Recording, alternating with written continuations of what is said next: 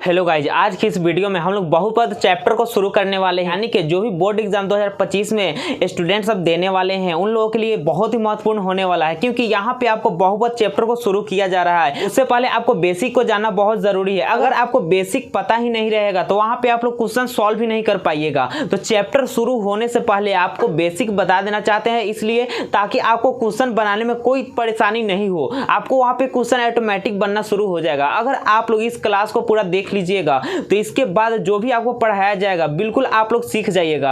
अगर आप लोग इसको मिस कर दीजिएगा तो इसके बाद आपको जो भी पढ़ाया जाएगा आपके माइंड में आएगा ही नहीं, क्योंकि यहाँ पे कॉन्सेप्ट क्लियर नहीं रहेगा तो वहां से क्वेश्चन कुछ बन ही नहीं पाएगा, कुछ समझ में ही नहीं आएगा। तो इसलिए आप लोग अंत तक बने रहें और इस क्लास को आप लोग पूरा देखें। तो यहाँ पे हम लोग बात करने वाले हैं बहुपद चैप्टर को। तो बहुपद चैप्टर में हम लोग कुछ बेसिक को जानेंगे कि बहुपद किसे कहते हैं, द्विघात बहुपद, त्रिघात बहुपद, उसके बाद रैखिक बहुपद। यानी कि यहाँ 3 टाइप के आपको पढ़ना है। रैखिक बहुपद को पढ़ना है, उसके बाद आपको द्विघात और त्रिघात को भी पढ़ना है। तो यहाँ पहले हम लोग इसका डेफिनेशन जानेंगे कि बहुपद किसे कहते हैं। तो बहुपद जो है यहाँ पे क्या लिखा हुआ है कि पदों का ऐसा समूह जिसमें चर की घातें धन पूर्णांक हो तो उसे बहुपद कहते हैं। तो यहाँ पे आपको इसका पहले अर्थ समझना होगा। यहाँ पे क्या दिए हुआ है, पदों का ऐसा समूह जिसमें चर की घातें, यहाँ पे चर आया है तो चर किसे कहते हैं। जैसे कि आप लोग बीजीय व्यंजक चैप्टर पढ़े होइएगा, 8वां क्लास हो या 7वां क्लास हो, वहां पे आप लोग पढ़े होइएगा। तो यहाँ पे आपको बताया होगा चर और उसके बाद अचर के बारे में बताया गया होगा। यानी कि ये 2 चीज आपको जरूर बताया गया होगा कि चर किसे कहते हैं, अचर किसे कहते हैं। तो आप लोग सीधा सीधी इसका माना जान लीजिए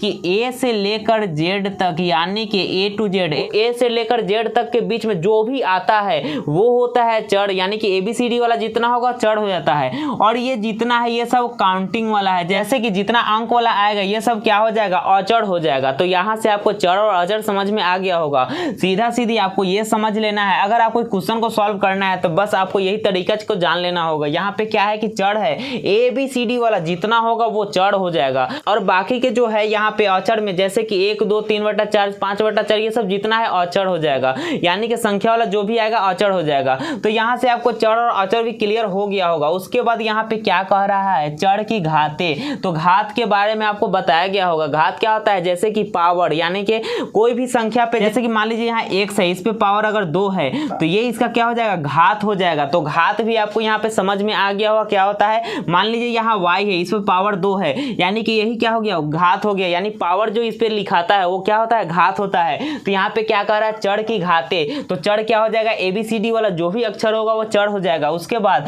कह रहा है धन पूर्णांक हो तो उसे बहुपद कहते हैं। जैसे कि चर की घातें धन पूर्णांक होना चाहिए। धन पूर्णांक क्या होता है, जैसे कि यहाँ पे हो गया 0, 1, 2, 3, 4 डॉट डॉट डॉट, ये सब क्या है, धन पूर्णांक है। यानी कि पावर में सिर्फ धन पूर्णांक होना चाहिए, ऋणात्मक यहाँ पे नहीं आना चाहिए। क्या होना चाहिए, धन माने क्या होता है, जोड़ का चिन्ह। जोड़ का चिन्ह आप लोग समझ लीजिए, धन माने क्या होता है, जोड़ का चिन्ह होता है, यानी जोड़ होता है। तो यहाँ से धन पूर्णांक कह रहा है तो धन पूर्णांक होना चाहिए। जैसे कि 0, 1, 2, 3, 4 ये सब क्या है, धन पूर्णांक है। तो यहाँ से चर की घातें धन पूर्णांक हो, यानी चर के घात में जो है धन पूर्णांक आएगा तो वो क्या हो जाएगा, बहुपद हो जाएगा। जैसे कि उसका पहचान करना आगे हम लोग पढ़ेंगे, लेकिन आपको कुछ यहाँ पे बता देते हैं। जैसे कि मान लीजिए x + 2 रहेगा तो यहाँ पे x पे पावर कुछ भी नहीं है। जहाँ पे पावर कुछ भी नहीं रहता है यानी कि वहाँ 1 रहता है। तो यहाँ क्या है, 1 है, कुछ भी नहीं है यानी कि 1 है। तो 1 जो है धन पूर्णांक है, यानी कि क्या कहा है, चर की घातें। तो चर की घात ये अचर हो गया, चर हो गया। यहाँ अचर पे ध्यान नहीं देना है, चर में देखना है। यहाँ पे चर में क्या है कि चर की घातें धन पूर्णांक हो तो चर के घात यहाँ पे कितना है, धन पूर्णांक है। तो ये क्या हो जाएगा, एक बहुपद हो जाएगा। जैसे कि मान लीजिए अगला लेंगे x² प्लस की यहाँ पे अगर 4 रहेगा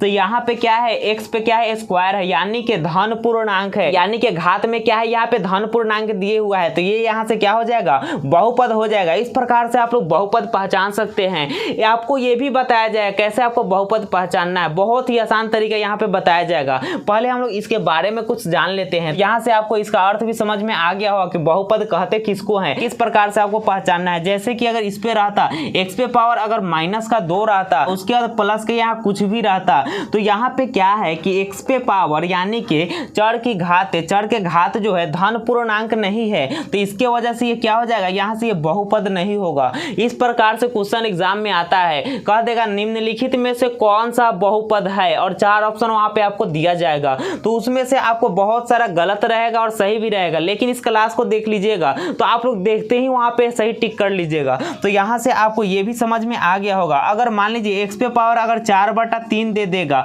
उसके बाद प्लस का 6 रहेगा यानी कुछ भी रहेगा, तो यहां से जो है ये धन पूर्णांक यहां से नहीं है। 4 यानी कि बाटा में जब भी रहेगा पावर तो बाटा में रहेगा, तो ये भी क्या होगा, बहुपद नहीं होगा यहां से। तो बहुपद होने के लिए क्या होना चाहिए, धन पूर्णांक आना चाहिए उसके घात में यानी कि पावर में। तो यहां से आपको इतना चीज समझ में आ गया होगा। अब आगे हम लोग समझेंगे क्वेश्चन के बारे में। यहाँ पे कुछ आपको समझा दिया गया है, अब इसके बाद समझेंगे कि बहुपद में पढ़ना है तो हमको क्या क्या चीज को पढ़ना है, उस चीज को डेफिनेशन के साथ हम लोग समझेंगे। तो आइए समझते हैं। यहाँ पे हम लोग अब समझें कि बहुपद में क्या क्या पढ़ना है। तो बहुपद में यहाँ पे पढ़ना है रैखिक बहुपद, उसके बाद हमको पढ़ना है द्विघात बहुपद, उसके बाद यहाँ पे हमको त्रिघात पढ़ना है, यानी कि रैखिक, द्विघात और त्रिघात। चतुर्थ घात भी होता है, लेकिन हम लोग को यहाँ पे सिलेबस में क्या पढ़ना है, त्रिघात तक ही पढ़ना है। तो हम लोग क्या करेंगे, तीनों के बारे में यहाँ समझेंगे पहले कि रैखिक क्या है, द्विघात क्या है, त्रिघात क्या है। आपको ऐसे भी समझाया जा सकता है, लेकिन डेफिनेशन के अगर साथ आपको समझाएंगे तो आपको बेहतर वहां पे समझ में आएगा, यानी कि अच्छे समझ में आएगा। तो यहाँ पे हम लोग समझेंगे कि रैखिक बहुपद क्या है, तो हम लोग यहाँ पे जो है इसको डेफिनेशन के साथ समझेंगे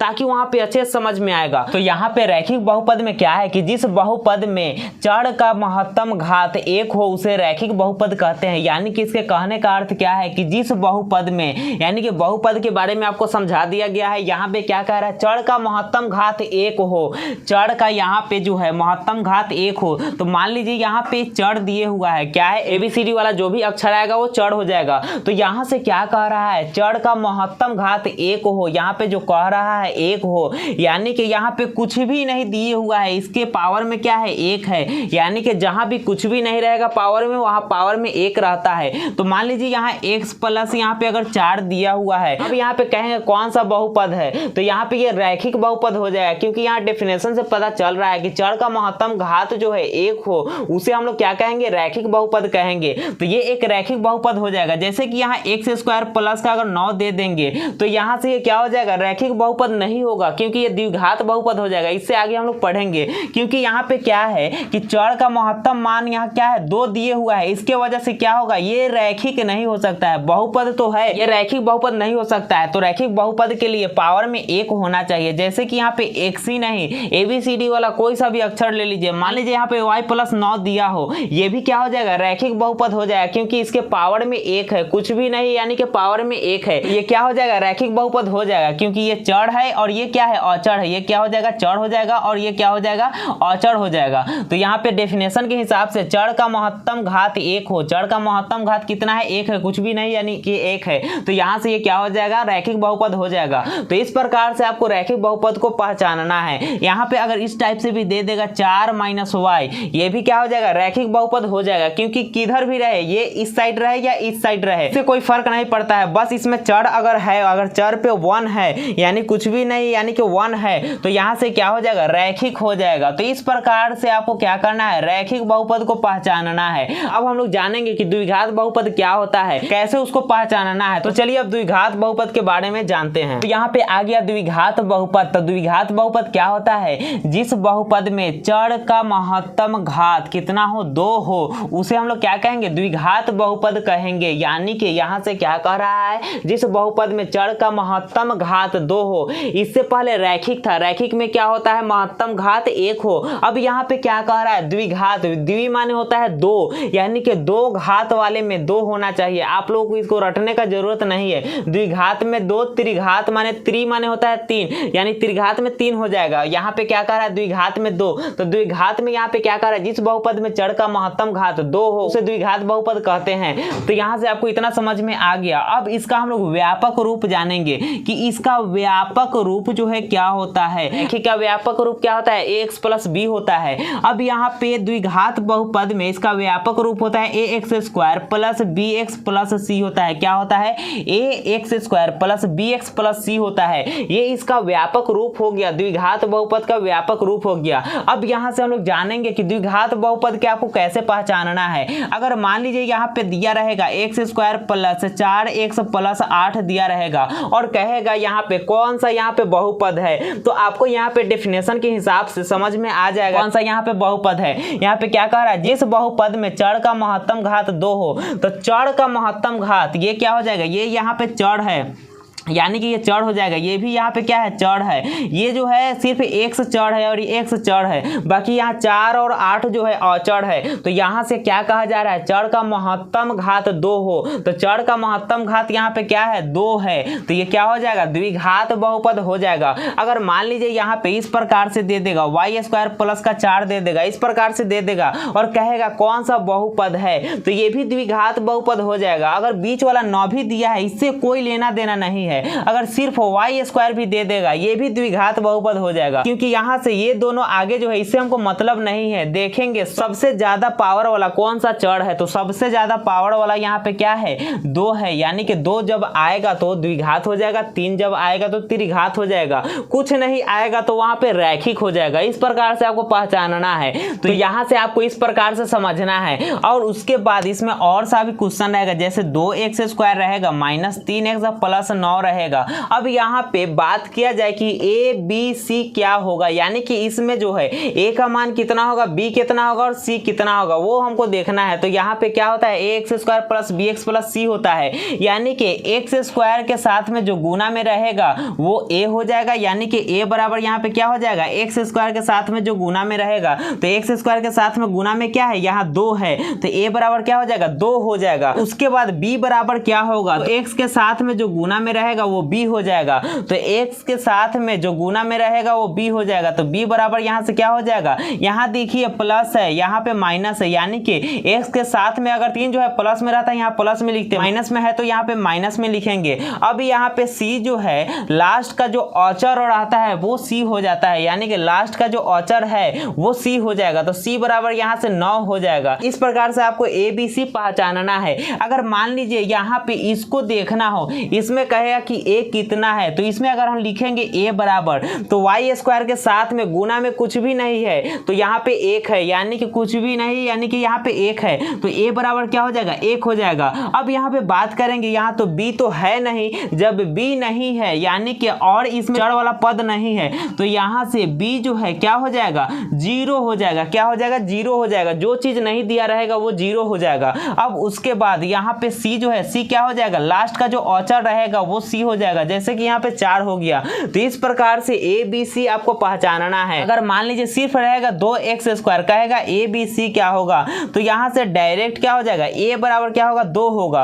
अब यहाँ पे b बराबर लिखेंगे 0 हो जाएगा, c बराबर लिखेंगे 0 हो जाएगा, क्योंकि इसके आगे कुछ दिया ही नहीं है, तो क्या हो जाएगा, 0 हो जाएगा। नहीं रहेगा वो हम लोग क्या करेंगे, यहाँ से 0 ले लेंगे। तो यहाँ से आपको द्विघात बहुपद के बारे में भी समझ में आ गया होगा, किस प्रकार से आपको द्विघात बहुपद को पहचानना है, उसका व्यापक रूप क्या है, यहाँ से ABC कैसे हम लोग निकालेंगे वो भी आपको समझ में आ गया होगा। अगर कोई भी डाउट होगा तो आप लोग कमेंट कीजिएगा, वहां पे आपको फिर से क्लियर कर दिया जाएगा। तो यहाँ से आपको द्विघात बहुपद के बारे में समझ में आ गया होगा। अब हम लोग जानेंगे कि त्रिघात बहुपद किसे कहते हैं। अब यहाँ पे आ गया त्रिघात बहुपद। त्रिघात बहुपद किसे कहते हैं, जिस बहुपद में चर का महत्तम घात 3 हो, क्या होता है, 3 हो, उसे हम लोग क्या कहेंगे, त्रिघात बहुपद कहेंगे। यानी कि जिस बहुपद में चर का महत्तम घात कितना होना चाहिए, 3 होना चाहिए, वो क्या हो जाएगा, त्रिघात बहुपद हो जाएगा। तो यहाँ से इसका व्यापक रूप पहले हम लोग जानेंगे कि इसका व्यापक रूप जो है क्या होता है। तो व्यापक रूप होता है ax³ होता है, उसके बाद bx², उसके बाद यहाँ cx, उसके बाद प्लस d होता है। यहाँ पे क्या होता है इसका व्यापक रूप, व्यापक रूप होता है ax³ plus bx² plus cx plus d होता है। ये आप लोग याद रखिएगा, क्योंकि एग्जाम में इस प्रकार से क्वेश्चन पूछ देता है कि त्रिघात बहुपद का व्यापक रूप निम्नलिखित में कौन है, या द्विघात बहुपद या रैखिक बहुपद, कुछ भी यहाँ पे पूछ सकता है। इसलिए आप लोगों को पढ़ाया जा रहा है तो आप लोग ध्यान में रखिएगा, इसी से रिलेटेड क्वेश्चन वहां पे आता है। तो यहाँ से तो आपको पता चल गया कि इसका व्यापक रूप क्या है। अगर आपको इस प्रकार से दे देगा कि x³ प्लस यहाँ पे देगा 2x² माइनस 6x प्लस यहाँ पे 4 दे देगा। अब यहाँ से बोला जाए कौन सा यहाँ पे बहुपद है, तो ये हम लोग देखेंगे कि चर का महत्तम घात कितना होना चाहिए, 3। तो चर का महत्तम घात यहाँ पे ये भी है, ये भी है, ये भी है, जितना है ये सब अब चढ़ दिए हुआ है, उसके साथ अचड़ भी है यहाँ पे। तो यहाँ से आपको चढ़ का महत्तम घात देखना है। सबसे ज्यादा पावर देखेंगे कौन सा चढ़ पे है, तो सबसे ज्यादा यहाँ पे 3 दिए हुआ है, उसके बाद यहाँ 2 है, उसके बाद यहाँ कुछ भी नहीं यानी कि 1 है। तो सबसे ज्यादा वाला देखेंगे तो सबसे ज्यादा यहाँ 3 है, तो ये क्या हो जाएगा, त्रिघात बहुपद हो जाएगा। क्या हो जाएगा, त्रिघात हो जाएगा। अगर मान लीजिए ये टर्म यहाँ से नहीं रहता, यहाँ से सिर्फ ये रहता, तो यहाँ सबसे ज्यादा 2 हो जाता, ये 2 घात हो जाता। उसके बाद मान लीजिए अगर ये दोनों नहीं रहता, ये सिर्फ रहता, यहाँ पे कुछ भी नहीं है यानी कि 1 हो जाएगा, तो ये क्या हो जाता, रैखिक हो जाता। तो इस प्रकार से आपको क्या करना है, इसका पहचान करना है कि यहाँ से आपको द्विघात, त्रिघात और रैखिक कैसे आपको पहचानना है। यहाँ से आपको समझ में आ गया होगा। अब हम लोग इस पे कुछ क्वेश्चन को देखेंगे, जैसे कि यहाँ पे मान लीजिए अगर दे देगा 5x³ प्लस का यहाँ 4 दे देगा, कहेगा कौन सा बहुपद है। तो यहाँ से आपको डायरेक्ट माइंड में आना चाहिए कि चढ़ पे देखेंगे कि कितना घात दिए हुआ है। तो यहाँ पे चढ़ पे कितना घात है, 3 है। 3 घात वाला को त्रिघात कहेंगे, 2 घात वाला को द्विघात कहेंगे, जिसपे कोई घात नहीं रहेगा यानी कि 1 रहेगा तो वो रैखिक हो जाएगा। तो यहाँ से आपको इस प्रकार से पहचानना है। अगर सिर्फ दे देगा y³ ABCD वाला कोई सा भी अक्षर यहाँ से दे सकता है, तो यहाँ पे क्या है, 3 दिए हुआ है, ये भी एक त्रिघात बहुपद है, अकेले है फिर भी ये क्या है, त्रिघात बहुपद है। तो यहाँ से ABCD पहचानेंगे इसमें कैसे कि ABCD कौन कौन होगा। तो यहाँ पे x³ है, x³ के साथ में कुछ भी नहीं है यानी कि 1 है, तो x² के साथ में जो गुना में रहता है वो a हो जाता है। तो a बराबर यहाँ से क्या होगा, 1 हो जाएगा। अब यहाँ से b बराबर देखेंगे तो bx² यानी कि यहाँ पे x² के साथ में जो गुना में रहेगा, इसके साथ जो गुना में यहाँ है वो क्या हो जाएगा, 2 हो जाएगा। तो 2 यहाँ पे b बराबर हो जाएगा। अब यहाँ पे c लिखेंगे तो c यहाँ पे क्या है, cx है यानी कि x के साथ जो गुना में है वो c हो जाएगा। तो x के साथ जो गुना में है यानी कि -6 गुना में है तो c बराबर -6 हो जाएगा। उसके बाद यहाँ पे d जो है, d लास्ट में रहता है, अचर पद रहता है यानी कि d बराबर यहाँ से क्या हो जाएगा, जो लास्ट में रहेगा अचर रहेगा वो क्या हो जाएगा, 4 हो जाएगा। तो इस प्रकार से आपको ABCD यहाँ पहचान लेना है। अगर आपको क्वेश्चन सॉल्व करना पड़ेगा तो इस प्रकार से आपको लिख कर सॉल्व करना पड़ता है, इसलिए पहले ही आपको बेसिक में बता दिया जा रहा है ताकि आगे चल के आपको कोई दिक्कत ना हो।